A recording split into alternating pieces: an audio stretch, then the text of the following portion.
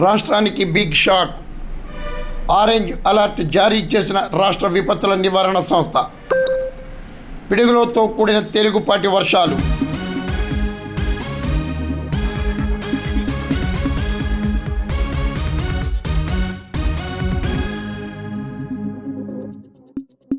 వాతావరణ పరిస్థితుల ప్రభావంతో రాష్ట్రంలో పలు ప్రాంతాల్లో హెచ్చరికలు, పిడుగులతో కూడిన ఉరుములు మెరుపుల వర్షాలు సంభవించే అవకాశం ఉందని రాష్ట్ర వాతావరణ శాఖ, రాష్ట్ర విపత్తుల నివారణ సంస్థ హెచ్చరికలు జారీ చేసింది.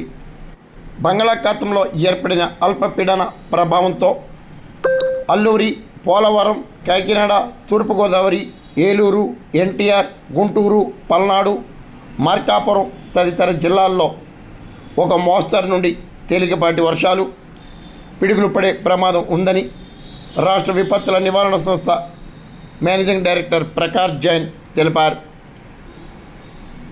ఉరుములు మెరుపులు ఉన్నప్పుడు సురక్షితమైన భవనాల్లో తలదాచుకోవాలని, ప్రజలు అప్రమత్తంగా ఉండాలని, పిడుగులు పడే అవకాశాలు ఉన్నందున చెట్ల కింద, బహిరంగ ప్రదేశాల్లో తిరగరాదని రాష్ట్ర విపత్తుల నివారణ సంస్థ తన హెచ్చరికల్లో పేర్కొంది.